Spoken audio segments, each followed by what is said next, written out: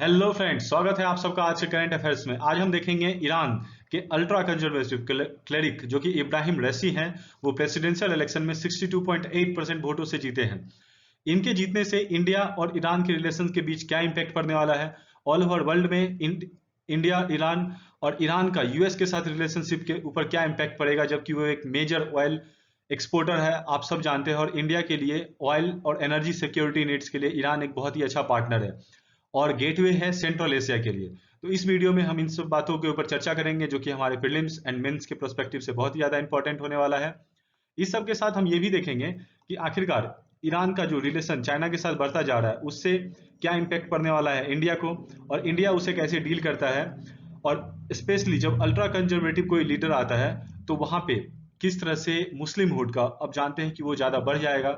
और इंडिया जो कि आप जानते हैं already second largest population in the world है शिया मुस्लिम्स के लिए, और शिया मुस्लिम सबसे ज्यादा ईरान में पाए जाते हैं। सो इन सब के साथ आप वीडियो के कमेंट में ये जरूर डालिएगा कि एक्चुअली में ईरान के कैपिटल का नाम क्या है।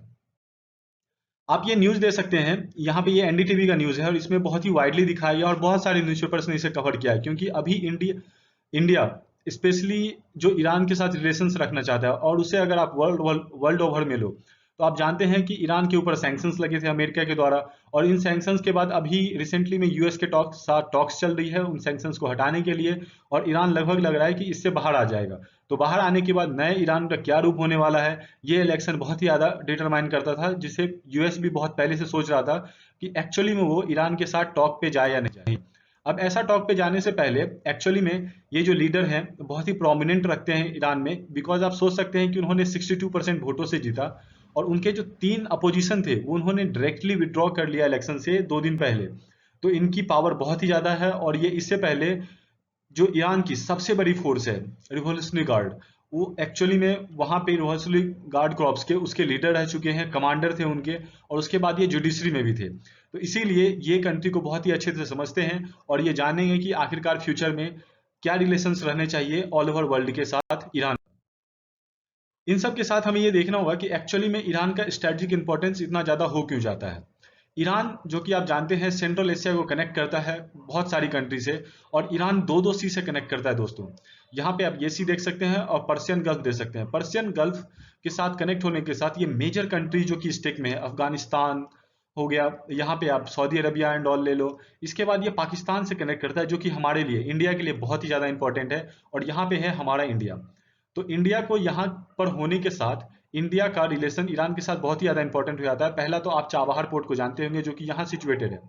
इंडिया इसके साथ मुंबई पोर्ट का कनेक्ट करने के लिए काफी कोशिश कर रहा है और ऑलरेडी बना चुका है और वो ऑपरेशनल भी हो चुका है, जिसके लिए यूएस ने स्पेशली वहां के जो सैंक्शंस थे वो हटाए थे इंडिया के लिए।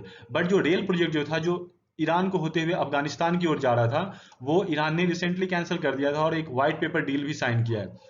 तो इस रेल प्रोजेक्ट का क्या इंपॉर्टेंस है और आखिरकार ये इंडिया के लिए क्यों इंपॉर्टेंट है, हम इस वीडियो में आगे में डिस्कस करेंगे।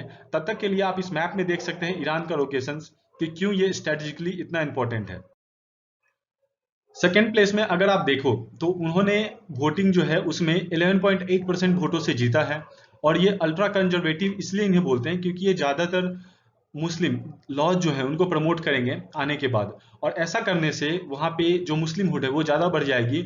और ऐसा होने से जो मतलब एक्सट्रीमिस्ट और फ्रिंज ग्रुप है वो ज्यादा फायदा उठाने की कोशिश करेंगे। ये एक प्रॉब्लम छोटा सा यहाँ पे होता हुआ दिख रहा है, जिसके लिए वर्ल्ड को टेंशन है, बिकॉज ईरान एक इंपॉर्टेंट कंट्री होने वाला है अभी वर्ल्ड रिलेशन को एक डिफरेंट शेप देने के लिए। और इसके साथ साथ मैंने आपको पहले ही बताया कि उनके जो 3 लीडर्स थे उन्होंने वोटिंग से पहले ही 2 दिन पहले अपना नाम वापस ले लिया, जो कि अल्ट्रा कंजर्वेटिव थे और एक रिफॉर्मिस्ट भी थे। तो आप इन इससे उनके पावर का अंदाजा लगा सकते हैं ईरान में कि क्या उनकी ओरिजिनल इन्फ्लुएंस होगी। अब देखिए इंडिया और ईरान का रिलेशन हमें जानना बहुत ही इंपॉर्टेंट है। आखिरकार ईरान इंडिया के लिए इतना इंपॉर्टेंट क्यों है। इंडिया वहां पे बहुत सारी चीजें एक्सपोर्ट करता है, राइस हो गया, केन शुगर हो गया, ऑयल टेक हो गया, इसके साथ भी बहुत सारी चीजें हैं। अब जब इंडिया एग्रीकल्चर इंपोर्ट्स को अब ईरान के साथ इतना ज्यादा बढ़ा रहा है तो वहां पे 128.69 मिलियन इंडिया एक्सपोर्ट करता है दोस्तों। और ये जो है आलमंड्स भी हो गए, पिस्ताज या डेट्स जो कि चाइना वहां से सॉरी ईरान से आते हैं हमारे यहाँ पे। और इंडिया जो है अपने रिलेशन को ईरान के साथ हमेशा मेंटेन करने की कोशिश करता है। पहला तो ऑयल हो गया, हम जानते हैं हमारे एनर्जी सिक्योरिटी नीड्स के लिए ईरान बहुत ही चीप सस्ते दामों पे हमें ऑयल देता है। बट जब यूएस का सैंक्शन लगा था ईरान के ऊपर, तो लास्ट में इंडिया ने भी मिड 2019 में ऑयल लेने से मना कर दिया था, बिकॉज पर्शियल गल्फ नेशंस और ट्रम्प एडमिनिस्ट्रेशन के प्रेशर में आकर के। अब ऐसा होने के बाद ईरान इंडिया के ऊपर एक्चुअली में गुस्सा गया था और उन्होंने अपनी रिलेशंस दूसरी कंट्रीज के साथ बढ़ाने शुरू कर दिए थे, जो कि आप जानते हैं एक कॉमन कंट्री है हमारा चाइना, जो कि हमेशा सिचुएशन का फायदा उठाना बहुत ही बेहतर तरीके से जानता है। अब चाइना फैक्टर क्यों इंपॉर्टेंट हो जाता है? चाइना ने 25 year strategic corporation agreement sign किया, जो कि एक हिडन पेपर था, जिसे व्हाइट पेपर भी बोलते हैं। एक्चुअली इस व्हाइट पेपर के साथ आते ही ये सबसे पहले मुसाद और जो एफबीआई एजेंट्स है यूएस के, उन्होंने इस पेपर को पब्लिश कर दिया और उन्होंने, ये सीक्रेट पेपर था जो कि लीक हो गया था, 400 बिलियन का चाइनीज इन्वेस्टमेंट भी दिया ईरान को। ऐसा देने से वो चीप ऑयल तो आराम से ले ही सकते हैं चाइना वाले, साथ में वो उनके ऊपर प्रेशर भी डाल सकते हैं। उनके यहाँ के स्ट्रेटेजिक पार्टनरशिप होने के बाद वहाँ के जो रेल रोड प्रोजेक्ट्स हैं उनमें भाग लेंगे और वहाँ के जो मेजर स्ट्रेटेजिक प्लेसेस है उनको डेवलप करेंगे, जिससे उनका और चाइना का रिलेशन बहुत ही ज्यादा स्ट्रेंथन हो जाएगा। अब इन सब के साथ जो इंडिया का जो इंटरेस्ट है ईरान के साथ, नेचुरल गैस रिजर्वायर्स भी है वहाँ पे, जहाँ पे ओएनजीसी विदेश ने ऑलरेडी बहुत सारा इन्वेस्टमेंट करके रखा है। आप जानते होंगे कि इंडिया ने बहुत ज्यादा डेवलपमेंट किया था, जो कि वो चाबहार पोर्ट से इंपोर्ट करने वाले थे, लेकिन ईरान ने उसे भी एक जगह से लटका के रखा है, क्योंकि उन्हें एक्चुअली में अपना फायदा होता हुआ दिख रहा है वहाँ पे। और दोस्तों ये याद रखिएगा कि ईरान एक बहुत ही स्मार्ट कंट्री है, और ये बोला जाता है कि चाइना और ईरान का अगर रिलेशनशिप सक्सेसफुल हुआ तो वर्ल्ड के लिए बहुत ही ज्यादा खतरनाक होगा। बिकॉज पर्सिया, आप जानते होंगे ईरान का पुराना नाम है, वो पहले से ही वर्ल्ड को रूल करने वाली कंट्री है और उनके फंडामेंटल्स बहुत ही स्ट्रांग है, जिससे यूएस भी डरता है।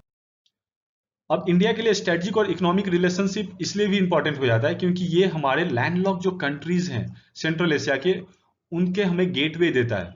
जैसा कि मैंने आपको मैप में दिखाया था, Kazakhstan, Tajikistan, Turkmenistan and Uzbekistan, ये सारी जो कंट्रीज हैं, ये इनके पास भरपूर मात्रा में नेचुरल रिसोर्सेस हैं, जो कि इंडिया बहुत ही आसानी से एक्सपोर्ट करना चाहता है, और इंडिया की रिलेशनशिप इन कंट्रीज के साथ अच्छे हैं। लेकिन अगर आपको वो सारे प्रोडक्ट्स चाहिए तो वो आपको ईरान से इंडिया तक पहुंचाने के लिए आपको चाहिए होगा कि वहां पे ईरान अपनी मर्जी बनाए रखे और बीच में हिंड्रेंसेस क्रिएट ना करे। तो इसके लिए हमें ईरान से बहुत ज्यादा अच्छे रिलेशनशिप रखने होंगे। अब जब धीरे धीरे ईरान का डिपेंडेंस चाइना के ऊपर बढ़ता जा रहा है इकोनॉमिकली और इंफ्रास्ट्रक्चर वे से भी, तो ये हमारे लिए हमारे इंटरेस्ट को डाउन करेगा, क्योंकि चाइना हमेशा चाहेगा कि उनकी प्रायोरिटी बने रहे और उनके हिसाब से फॉरेन रिलेशनशिप ईरान के से हो।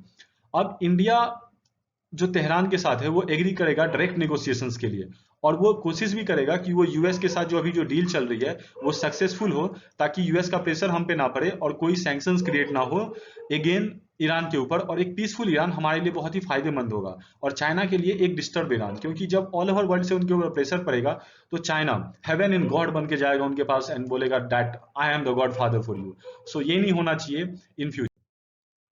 सो दोस्तों, अगर आपको वीडियो अच्छा लगा हो तो प्लीज लाइक और सब्सक्राइब जरूर कीजिएगा, ताकि मैं इस तरह की वीडियो लाता रहूं और मोटिवेटेड रह सकूं।